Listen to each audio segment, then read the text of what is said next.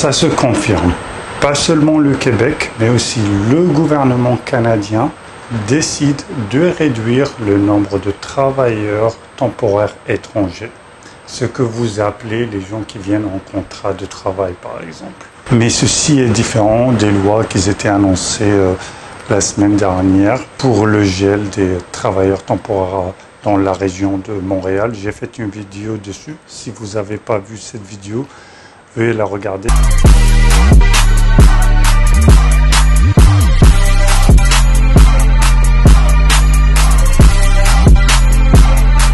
Bonjour tout le monde et bienvenue dans cet nouvel épisode de Clair Vision Immigration. Pour tous ceux qui ne me connaissent pas, je suis Ziad Sali, consultant réglementé en immigration canadienne.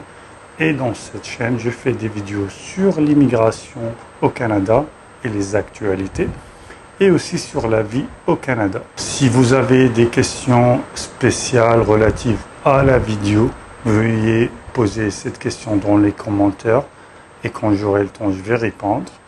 Mais si vous voulez des questions plus personnalisées à votre cas, des analyses de situation, des questions de type « Trouvez-moi une solution pour ma situation », là, il faut me contacter en privé, prendre une consultation payante. Et ceci aussi le cas pour les gens qui veulent faire le traitement d'un dossier, soit permis d'études, un visa, résidence permanente, permis de travail, ou tout type de dossier. Il faut me contacter en privé, c'est des services payants. Les abonnés à la chaîne auront des réductions pour les consultations et les prises en charge des dossiers. Et je mets les moyens pour me contacter dans la description de la vidéo. Maintenant, rentrons dans le vif du sujet pour cette vidéo. Mais je veux déjà dire que je vais faire une autre vidéo juste après celle-là pour une bonne nouvelle cette fois-ci. Il n'y a pas que des mauvaises nouvelles pour les gens qui comptent étudier au Canada. Donc, ça se confirme, le gouvernement canadien va considérablement réduire le nombre de travailleurs étrangers. Et c'est normal, c'est que le Canada, comme tout pays, passe par des périodes, de bonnes périodes et de mauvaises périodes. Donc, quand le Canada avait passé les dernières années par de très bonnes périodes, il y a eu une très grande demande, une pénurie dans plusieurs domaines. Donc, on a ouvert, il y a eu d'ouverture pour les travailleurs étrangers, plus de flexibilité, parce que le Canada en a besoin.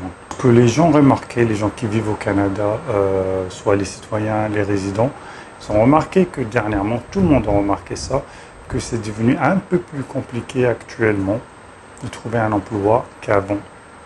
Et ceci peut-être est dû au nombre des travailleurs étrangers qui sont venus dans le pays ou d'autres facteurs que j'ignore. Mais moi, je suis ici pour expliquer les changements qui ont été donnés par le gouvernement canadien récemment, hier exactement. Donc, ces changements entreront en vigueur le 26 septembre 2024. Donc, les demandes qui seront faites avant cette date-là ne seront pas impliquées. La première nouvelle, il n'y aura pas de traitement de IMT dans les zones où le taux de chômage est plus que 6%. Donc, avant d'entamer un dossier de permis de travail, il va falloir que vous fassiez des recherches sur la zone métropolitaine où vous allez faire, zone métropolitaine comme on dit, la zone de Montréal, la zone de Québec, la zone d'Ottawa, et voir si le taux de chômage dépasse les 6%. Si c'est le cas, c'est inutile de faire une demande de permis de travail avec EIMT. Si vous êtes exempté de EIMT, là c'est bon, vous pouvez, cette condition ne s'applique pas à vous. Et ceci pour les emplois bas salaire. Bas salaire au Canada, c'est les emplois de moins de 27 $ de l'heure. Il y a des domaines qui seront exemptés, comme la sécurité alimentaire, la construction et la santé. Si vous êtes soit au salaire 27 $ ou plus, et dans ces domaines-là, vous n'êtes pas impliqué. La deuxième des conditions, c'est que les entreprises auront droit à juste 10% de leur effectif de travailleurs étrangers. Et ça, peu importe si c'est EIMT ou pas EIMT, même si vous êtes exempté de EIMT, Avant, c'était 20%. Ils ont réduit ça à 10%. Les mêmes exceptions pour les secteurs que j'ai cités avant. La troisième et le dernier changement, c'est que la durée maximale d'un contrat que vous pouviez faire est passée à 1 an au maximum au lieu de 2 ans.